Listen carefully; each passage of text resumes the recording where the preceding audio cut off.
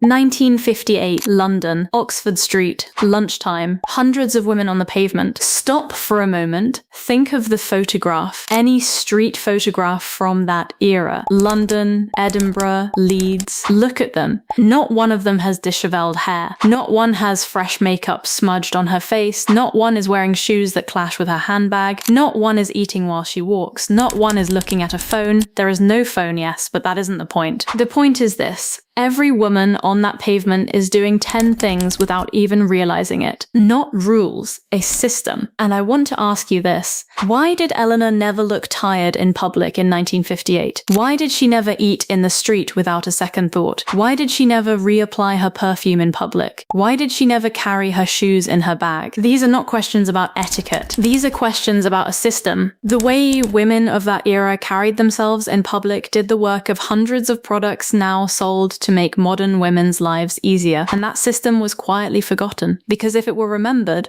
there would be nothing left to sell. Number 10 will surprise you most. Number 7 is so logical you'll find yourself asking, why did we ever stop? Subscribe, let's begin. But before we do, I need to say something. This video is not here to place those women on a pedestal. I'm not saying life was easier for women in 1950s Britain. Quite the opposite. Rationing was still in living memory. There was no washing machine in most homes, no dishwasher. The options available to women in working life were severely limited. But here, in exactly that constraint, something interesting was happening. Within those limited circumstances, within that narrow daily life, Eleanor and every woman around her had something we no longer have when it comes to how we carry ourselves in public. A framework. Quiet, unspoken, but universally understood. A knowledge that determined what belonged to you privately, what you brought to the world, what stayed behind closed doors. Never debated, never questioned. And that knowledge gave them, effortlessly and without even noticing it,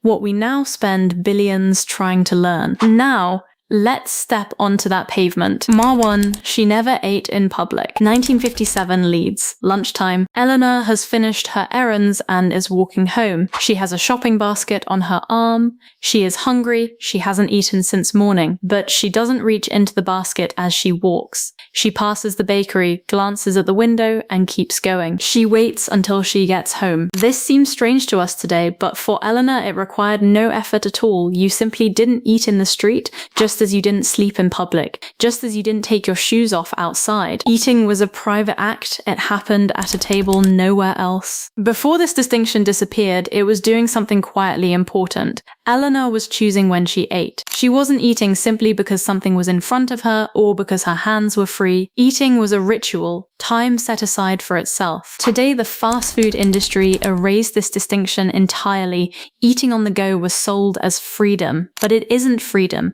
It's the loss of control over when and how and why you eat. Eleanor didn't know any of that, of course. She simply didn't eat in the street. Because you didn't eat in the street. Number 2, she never retouched her makeup in public. 1956, London. A restaurant. Evening. The meal is over. Coffee has arrived. Eleanor is seated, talking. She doesn't rise. She doesn't reach into her handbag for her lipstick. She doesn't produce her compact on the table. She excuses herself to the powder room. 5 minutes. She returns. This seems like a small detail today, but it isn't. Do you know what Eleanor was doing before she ever reached for that lipstick? She was making sure it wouldn't need retouching in the first place. She left the house wearing the right products in the right quantity. She chose a matte lipstick because it lasted through an evening. She applied her powder properly because she wasn't planning to refresh it at the table. The makeup had been done correctly from the beginning. This sounds impossible to us today because the beauty industry designed it that way.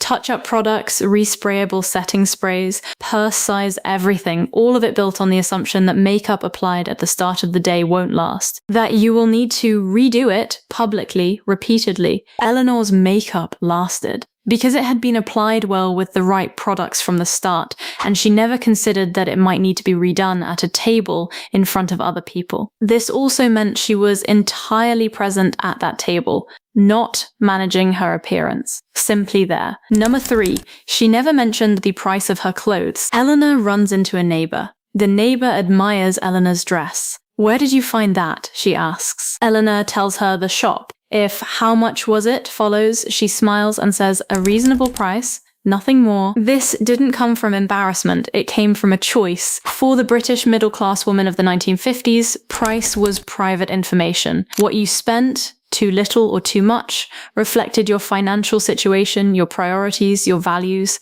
That information didn't belong to everyone. Today, the opposite culture exists. This blouse was £3 videos get millions of views. Budget shopping has become an enormous content category. This isn't wrong in itself, but it changed something. The value of a garment is now expressed by what was paid for it. Being cheap is presented as a victory. Being expensive is a status signal. In Eleanor's world, the value of a garment was measured not by its price, but by how it looked. And that distinction meant that even when she wore inexpensive things, she never looked inexpensive. Just a moment. If there's someone in your life who has always wanted to look put together but could never quite understand why nothing seemed to work, please send this video to her. Sometimes seeing the system is the thing that changes everything. Let's carry on. Number 6 surprised me most. Number 9 may surprise you. Number 4, she never called out to someone in public. 1955, a British market town. Eleanor spots a friend ahead of her on the street. The friend is some distance away and hasn't noticed her. Eleanor doesn't run. She doesn't call out. She quickens her pace. She reaches her, a gentle touch on the arm. Margaret, hello. This feels excessively formal to us today, but in that era it had nothing to do with formality. It was about space, about respect for the quiet of the public world. The street was a quiet place. To force your voice into someone else's ears, to make strangers involuntarily part of your exchange, was considered an imposition. Today, cafes, streets, public transport are filled with constant noise, loud telephone conversations, called out names, music without headphones. In Eleanor's world, public space belonged to everyone, and in a space that belongs to everyone, controlling your voice was a personal responsibility. Number 5, she never took her shoes off outside. This seems like the strangest rule today, but stay with me. For the 1950s British woman, shoes were put on when you left the house and did not come off until you were back inside. Walking the pavement barefoot, stretching out on the grass in the park, slipping your shoes off under a cafe table. None of this was normal. Why? Because the choice of shoes had been made correctly from the start. Shoes were chosen that would be comfortable to walk in all day, look appropriate, and hold up until evening. The heel height was determined by the day's program. Lower heel for errands, higher heel for dinner. Today, my heels were killing me, I took them off, is an entire content format on social media. It has become a comedic staple. But for Eleanor, this situation simply never arose, because she had chosen those shoes for that day. The preparation made every survival move in public unnecessary. Number 6. She never reapplied her perfume in public. Eleanor applied her perfume before she left the house in the morning, to her wrists, her neck, perhaps her hair. For a lasting scent like Yardley English lavender, this was sufficient. She didn't reapply during the day. She didn't carry a perfume bottle in her handbag, because good perfume was applied once, and through the day it opened slowly with the warmth of the skin. Not like perfume sprayed on a paper strip in a shop, but mixed with the chemistry of her own skin, a scent that was particular to her. Spraying perfume in public, forcing everyone nearby into involuntary contact with that scent, was considered an imposition, in the same way that doing your makeup at the table was considered inappropriate. Today, the fragrance industry produces on-the-go and purse-size products. Mini bottles designed to make reapplication easy and frequent. Eleanor's perfume was applied in the morning. It lasted until evening, because the right perfume had been chosen and applied to the right points. 7. She never divided her attention while with someone. 1958. A tea invitation. Eleanor is talking. The woman across from her is talking. Eleanor is listening, simply listening, nothing else on the table, her handbag beside the chair, no needlework, no magazine, no glancing at anything else. That conversation for that hour belonged entirely to that room. This seems simple to us today, but it has become the hardest thing of all. Research in neuroscience has shown that a visible telephone on a table, even switched off, even face down, reduces the quality of conversation and the sense of connection simply by being present. There was no telephone at Eleanor's table, because portable telephones didn't exist. But the result is the same.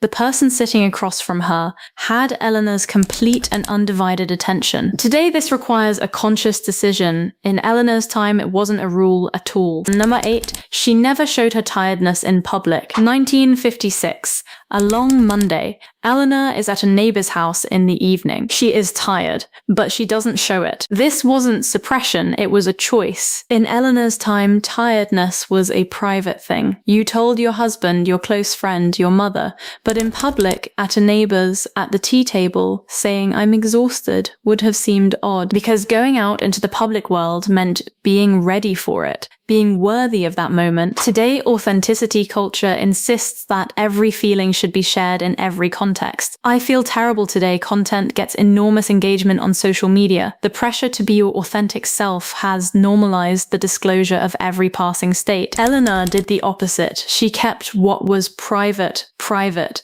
What she brought into the public world, her composure, her readiness, her complete presence was a gift. Not to herself, but to the person sitting across from her. 9. She never adjusted her clothing in public. This seems like a small detail today, but it isn't. Before Eleanor left the house, she stood in front of the mirror. Once. Everything was in order. She left. She didn't pull her skirt straight as she walked. She didn't fix her blouse in a restaurant bathroom. She arrived at a meeting having already prepared for that meeting. The clothing was ready before she stepped outside. Struggling with clothing in public was a sign that the clothing hadn't been chosen correctly. This seems impossible today because fast fashion produces garments that approximate standard sizes rather than fitting actual bodies precisely, and we spend our days wrestling with those garments. Eleanor's clothes sat correctly on her body because they had either been made to measure or had been adjusted at home until they fitted. There was nothing left to wrestle with in public. 10. She never complained in public, and this one is the most important. Eleanor didn't say the cold was bitter. She didn't say her feet ached. She didn't say the walk was long. She didn't say the wait was tedious. Not because any of this was forbidden,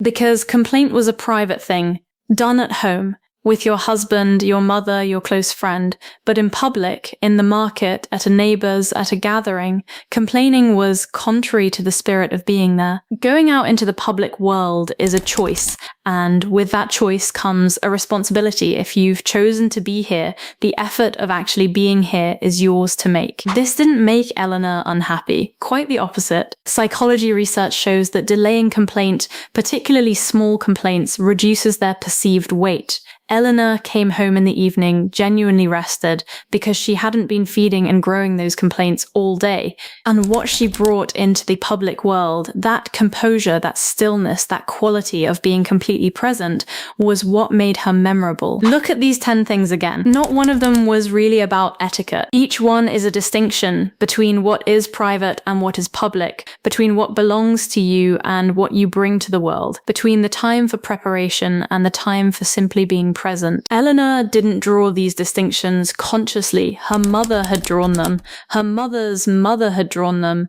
Everyone drew them. And those distinctions gave Eleanor something, the ability to be completely present in the public world, without wrestling with her clothes, without managing her appearance, without navigating her own tiredness. Simply being there. Working through this research, I found myself pausing again and again and thinking, perhaps the problem was never our willpower, our energy, or our discipline. Perhaps the problem is that those distinctions have disappeared, and to bring them back requires not a product, not a program, and not a Monday morning fresh start. Just a decision and a list of 10. This week, choose one, just one, try it for a week, then come back and write in the comments. 2 questions for you. Did your grandmother or your mother practice any of these? Which ones? And which one are you going to try this week? I read every single comment, every one. If you haven't subscribed yet, please do hit the bell and I'll find you when the next video is ready.